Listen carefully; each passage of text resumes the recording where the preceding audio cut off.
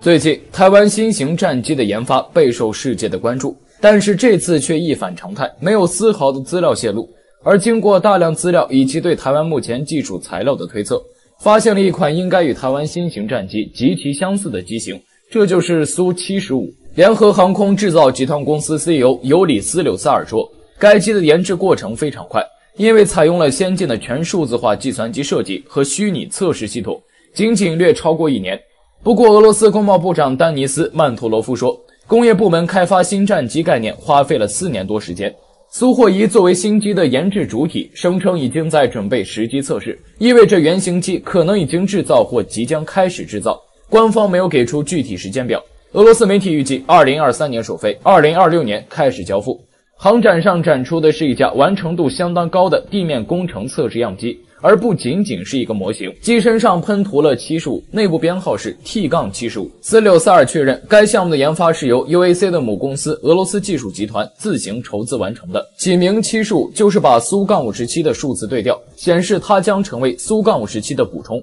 而且5和7是苏霍伊德幸运数字。但是它很可能会在同属联合航空制造集团的米格航空器集团生产，而不是苏霍伊自身。对于苏-75，我想说已经面世的各种量产机、验证机、模型、PPT 里，它绝对是最具创意的一家。如果考虑到俄罗斯目前的国力，它的创造性甚至比歼20的意义还大，为布局雷同又无法兼顾隐身和载弹量的中型五代机闯出了一条新路。要评价一架飞机的性能，首先要确定它的尺度。拿中型机去和重型机比，显然是不公平的。而不少人也因为俄方轻型战斗机的称呼，把苏-75认为和米格-21差不多大。它到底有多大呢？在苏-75裹着黑布出场的时候，前面的拖车是个很好的参照物。这是德国 Goldhofer 公司生产的 Skoffer F59 4轮驱动飞机专用拖车，车体长 3.32 米，车高 2.068 米。对比测量，苏-75机高 4.22 米，机长 17.66 米，翼展 11.7 米，分别和第3代轻型的米格21、第4代中型的 F18C 和第5代中型的 F-35A 进行对比。苏-75的体量均超过这3款经典战斗机，目前还不知道它的重量，不了解材料和内部结构情况，个人估计空重在13吨左右，最大起飞重量25吨以内。所以苏-75的尺度在各代中型机里都是属于偏大号的，比4代半的阵风、台风也要大一些。现代战斗机在确定了主要作战指标后，基本上都是围绕发动机来进行气动布局设计的，因为先进发动机研制难度太大，几乎没有可选项。相对而言，气动布局的变化就多得多了。各大飞机制造商在设计新一代战斗机的初期，基本上都会穷尽所有可能的组合，优中选优。比如诺斯罗普在参加 MRF 多任务战斗机选型时，就提出了多达54种构型方案。洛马和波音在 JSF 的竞标中也考虑过很多不同构型，有的脑洞大到匪夷所思，压抑、无尾布局全都考虑过。所以看到一架新飞机和某些过去型号有相似之处时，并没什么可惊奇的。苏霍伊坚持在新机上采用单台大推，而不是韩国 KF-X、土耳其 TF-X、胡鹰那样的双发中推。这个选择是相当明智的，发动机所占容积和重量的比例降低了很多。当然，这个前提是俄罗斯拿得出足够水平的大推力涡扇发动机，而不必受制于人。发动机确定后，接下来就是进气道系统的布置。五代机的进气道要兼顾大范围的速度变化、隐身性能和内置弹舱的空间，难度非常高。中小国家缺乏气动方面的理论支撑和大型风洞等基础设施。即使有雄心要研制自己的五代机，气动上也往往照搬 F-22、F-35 等成熟设计，以求降低风险。所以最后 PPT 上的长相都挺像，但是中型机的尺度加上双发中推的体积和重量，两侧内部进气道还得加入 S 型拐弯，留下的空间就非常局促了。弹舱和油箱的布置只能见缝插针，不断妥协，甚至妥协到武器改成外挂了，这才是真正意义上的中型机陷阱吧。苏75虽然是苏霍伊的亲生儿子，却没有简单的缩小苏-57，而是另起炉灶，打造出一款将量产五代机里最另类的气动布局。歼20已经很科幻了，不过它仍然具有压翼、主翼和垂尾6个气动面。苏75没有压翼也没有平尾，只有主翼和斜置垂尾4个气动面，还采用2、3代机上常见的颚部进气道，形成复古与现代风格柔和的独特外观。这个构型固然前卫，但是炉灶重启的并不算很彻底，因为苏75的总设计师就是苏57的总设计师。苏霍伊设计局局长米哈伊尔·斯特雷勒兹为了降低成本，加快开发速度，苏75沿用了不少在苏57上证明有效的设计，包括主翼、全动垂尾和座舱盖。苏75的主翼翼型和苏57几乎一样，都是切尖的菱形翼，后掠角同为48度，和歼20的后掠角也一样，为5代机中最大的。机头雷达照角度和苏57很接近，是5代机里最尖锐的。苏-75没有平尾，垂尾的外倾角度更大，以兼顾部分平尾功能。不过其翼型及全动方式和苏57的垂尾相同，只是后缘的前倾角度略小，采用全动垂尾，在保证方向稳定性和迅捷更改飞行姿态的同时，大幅度缩小了垂尾的面积、重量和雷达反射面积，已经成为苏霍伊的看家技能之一。无论如何，苏75的问世让俄罗斯成为美中之后第3家掌握 DSI 实用化技术的国家。和苏57上带可调斜板的加莱特进气道相比，减轻了结构重量，提升了隐身性能，向前迈进了一代。接下去看机身，苏75的进气道在机身两侧部分的宽度相当大，进气道上盖和34度内倾的机身侧面组成一个较窄的边条，向后一直延伸到发动机两侧的尾撑。这一部分的一体化设计和歼20比较接近。进气道唇口、边条和机翼折线构成2个涡流发生器，可以产生强大的涡升力，适应超音速机动飞行。苏75采用中单翼，机翼上有非常明显的脊背，从驾驶舱向后逐渐缩窄降低，形成符合面积率的封腰，最后延伸到发动机舱。苏75在机体内布置了2个侧弹舱和1个主弹舱，超越其他5代中型机基本达到的重型机的载弹量，这是相当难得的。侧弹舱又长又窄，可携带1枚近程格斗导弹。舱门外形贴合机身侧面而显得相当复杂。开启后外沿垂直向下，形成类似腹鳍的安定面，可以很好的补偿打开舱盖造成的偏航力矩和导弹发射产生的扰动。从这个舱门开启方式看，应该是采用了 F-22 那样的滑轨伸出发射。主弹舱尺寸相当大，深度也不小。按照俄方的宣传，可以携带3枚中程空导弹，或者2枚大型对地反舰弹药。相当于苏572个纵置主弹舱中的1个，能适配苏57的所有弹药。3个弹舱的舱门前后缘都有锯齿设计。苏75将安装一部有源相控阵雷达，但没有苏57上的侧扫雷达，能够同时跟踪30个目标，并引导导弹攻击其中的6个。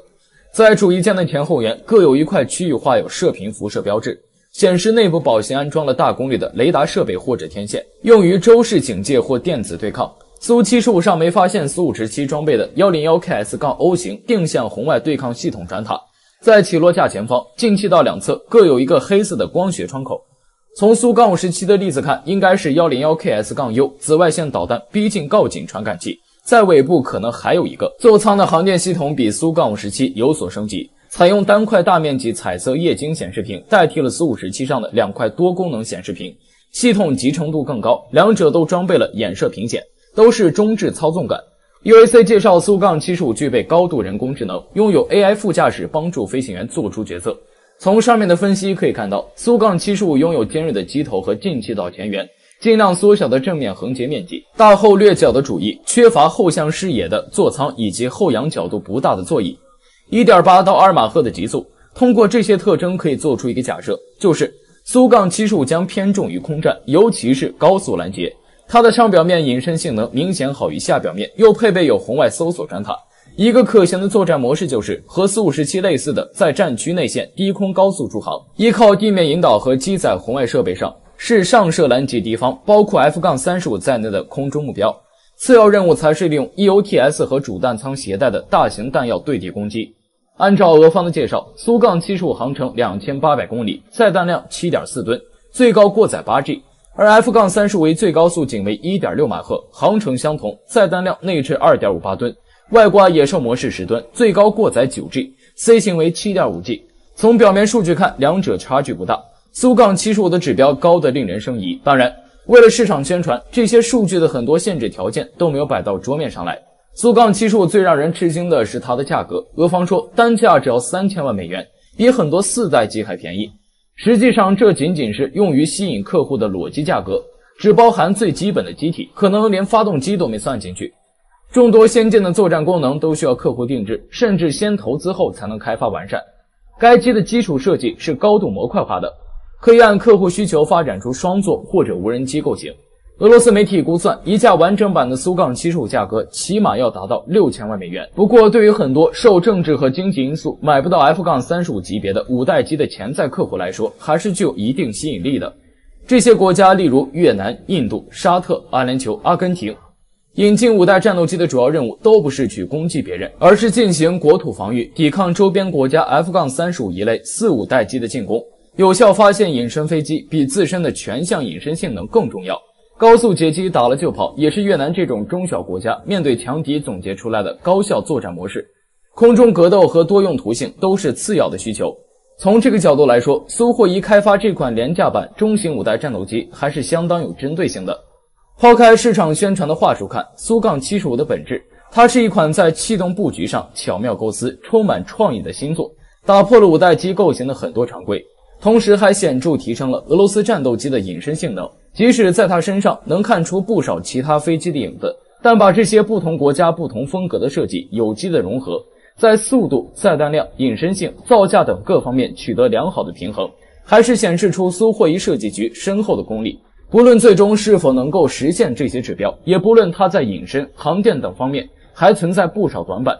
但就这种创新精神，国海军航空司令部于10月23日发布了一项 RFI 合同招募，旨在寻找新概念方案，以增加海军舰载机的航程。这个新方案将重点用于 FA-18EF 超级大黄蜂和 EA-18G 咆哮者战机，且排除了空中加油作为选项，要求从提升升力、减少阻力等战机本身性能的方面入手，提升航程。那么，为什么美国海军会有这样的需求？ FA-18 战机的航程是否真的能再次提升呢？事实上，美国海军想要延长 FA-18EF 超级大黄蜂的服役寿命的背后，有着明确的战略背景。超级大黄蜂预计要服役到2030年代才会逐步退役，并最终由 F-35C 战机替代。这意味着未来10年里，超级大黄蜂仍然会是美国航母上的主要战机。尽管波音公司宣布将在2025年关闭超级大黄蜂的生产线，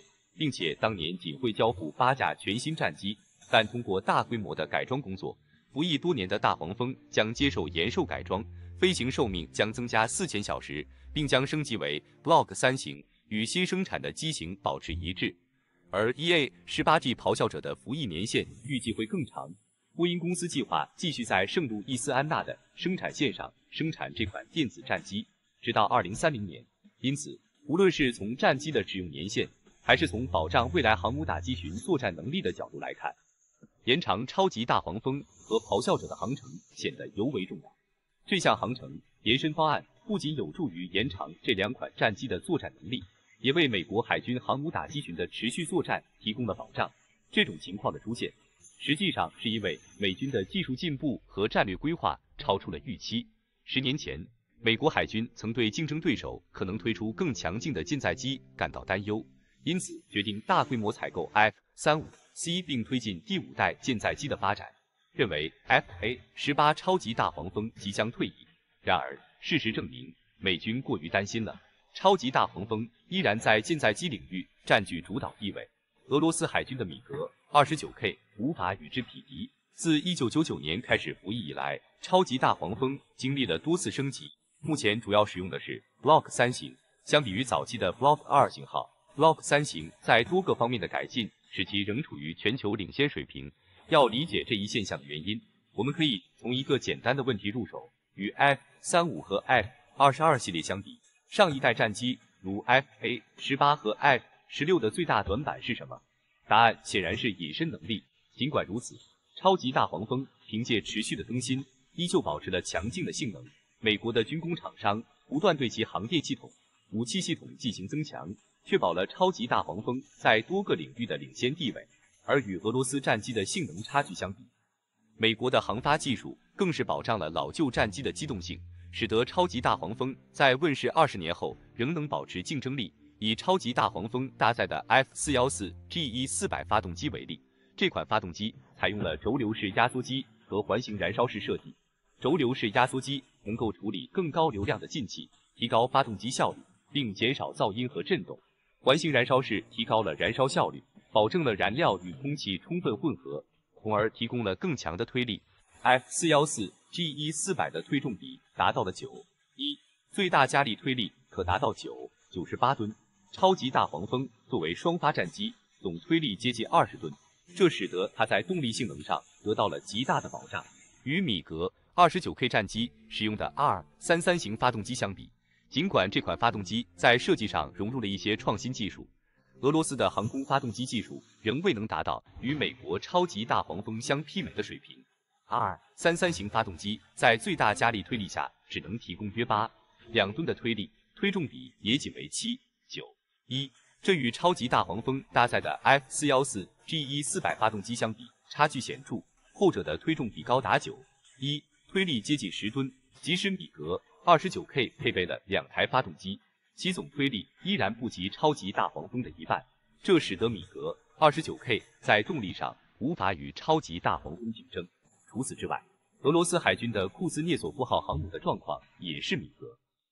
29K 发展中的一个重要限制因素。由于近20年来航母屡次因故障进行大修或升级，且俄罗斯的下一代航母计划迟迟未见进展，米格 29K 的采购量一直难以增加。目前普遍认为，米格 29K 总共只生产了81架，其中37架单座型和8架双座型卖给了印度。而俄罗斯海军至今只有约24架，这些战机的交付一直延迟至2016年。尽管它的试飞工作早在1988年就已完成，正式生产直到2005年才开始，俄罗斯海军的主力机型也直到2016年才开始服役。米格 29K 的发展可谓是历经波折。此外，由于米格设计局的组织架构不断变化，且直到2006年才并入联合飞机公司，米格 29K 的技术更新和支持一直不够稳定。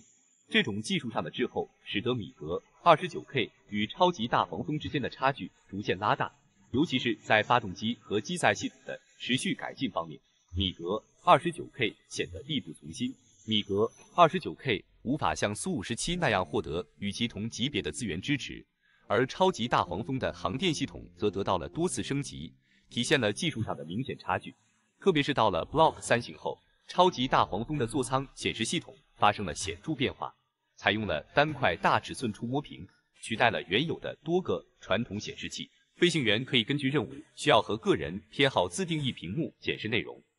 这种设计使飞行员的操作界面更加直观、简便，仿佛在使用军用版的 iPad， 各种战术信息和操作指令能够以最快的速度呈现，极大提升了作战效率。相比之下，米格 29K 的座舱界面则缺乏大规模更新，虽然通过增加小型显示屏替代原先的仪表，但整体的信息集成度依旧落后于超级大黄蜂。此外，超级大黄蜂的 Block 3型还在数据处理和通讯效率方面实现了大幅提升。新型的分布式目标处理器与战术目标网络技术，使得任务计算机具备了更强的数据处理能力。TTNT 数据链的引入提供了更高的信息传输带宽，增强了飞机与其他系统之间的数据共享能力，尤其是在与 1、2D 鹰眼预警机交换传感器数据时，能够提升机队的协同作战能力。同时 ，Block 3型还配备了第2代 ALQ214综合防御电子对抗系统以及第4代电子战套件，大大提高了在复杂电磁环境中的生存能力。为了进一步提升战机的隐蔽性和探测能力， Block 3型在机腹副油箱位置安装了改进版的 IRST-21红外搜索与跟踪系统，它能通过被动方式探测敌方空中目标，不依赖雷达，从而增强了战机的侦察能力，并提升了隐蔽性。在增强战斗力的同时，超级大黄蜂还进行了机身结构的升级，以延长其飞行寿命。所有这些升级都确保了超级大黄蜂在未来10年内能够继续作为美军航母作战的主力战机，维持其在战场上的竞争力。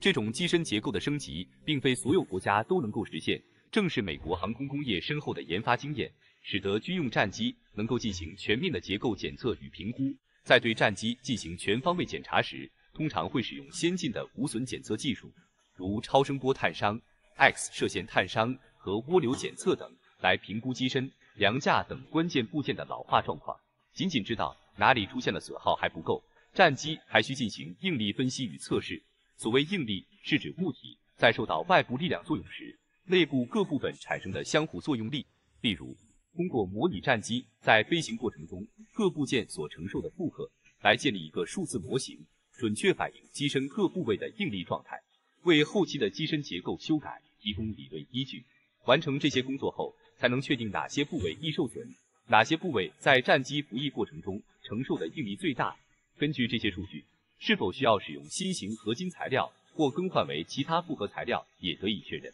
此外，定期更换关键零部件，维护战机表面涂层，并实施防腐措施，帮助 Block 3型超级大黄蜂将飞行寿命从原先的6000小时延长到10000小时，同时降低了使用成本和维护频率。除了结构改进， Block 3型战机的隐身能力也得到了提升。战机的机鼻部分经过重新设计，机鼻两侧的火控雷达传感器也经过了调整，同时机身表面增加了新涂层和吸波材料，从而使得 Block 3型相比早期版本的超级大黄蜂在雷达反射截面积上有所减少。不过，有人可能会问，为什么不使用曾经测试过的宝型油箱来提升航程？尽管这种外挂油箱相较于传统油箱在逆踪性能上有所增强，也有助于增加战机的航程，但 CEFT 宝型油箱始终未能成为美国海军的标准配置。在最新的招募合同中，美国海军依旧寻求一种新的航程延伸方案，表明他们希望采用更为创新的方法来进一步提升超级大黄蜂的作战能力。客观来看，宝型油箱对于超级大黄蜂来说确实是一项很有潜力的配置，能够让战机额外携带约1.5吨燃料。尽管它的容量比不上2个标准的1250升副油箱，但由于其经过特别设计的外形，它在飞行时产生的空气阻力更小，从而延长了战机的有效航程，较 Block 2型增加了160到190公里。而且，宝型油箱并不占用传统外挂副油箱的挂载架，使得战机可以携带更多武器。然而，尽管如此，这款配置最终未被美国海军选中，原因之一是，宝型油箱作为外挂装备附加到机身上后，会增加战机承受的结构强度负担，特别是在航母上起降时，舰载机需要经受弹射起飞和阻拦着舰等巨大冲击力，这使得宝型油箱的结构强度成为一个不容忽视的问题。而且，宝型油箱与传统副油箱不同，它可能会影响战机的气动布局和重心分布，进而影响飞行稳定性。为了确保机动性和操控性的最佳表现，美国海军宁可放弃额外的航程，也不愿冒这个风险。此外，宝型油箱的安装和拆卸过程并不如预期那样便捷，若需要占用航母有限的空间和人力资源，也会带来额外的操作负担。因此，航母地勤人员对于这款配置并不欢迎。最重要的是，安全因素也使得宝型油箱最终未被采纳。作为外部部件，宝型油箱可能会与航母的弹射系统和阻拦系统发生干扰，影响弹射器的拉力分布，甚至增加战机在阻拦着舰时的风险。综上所述，尽管宝型油箱具有航程延伸的优势，但其结构复杂性、安装困难和潜在的安全隐患使得它并不符合美海军的需求，而且其研发成本和难度也比预期更大，导致进展延误。因此，尽管超级大黄蜂与宝型油箱的结合具有一定的吸引力，这项配置最终未能被海军采纳。不过，宝型油箱并不是美海军唯一考虑过的航程延伸方案。海军发展 M-25 无人加油机的目的是为了延长舰载机的航程，但该项目进度也遭遇了延误。预计 MQ-25 无人加油机首先会优先服务于 F-35C， 而至于超级大黄蜂和 EA-18G 这2款预计服役10年以上的舰载机如何提升航程，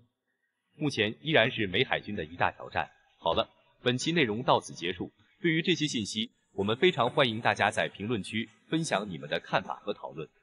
如果对于内容有任何补充或不尽完善之处，也请在评论区留言，以便我们进行更新和完善。我是环宇哥，咱们下期再见。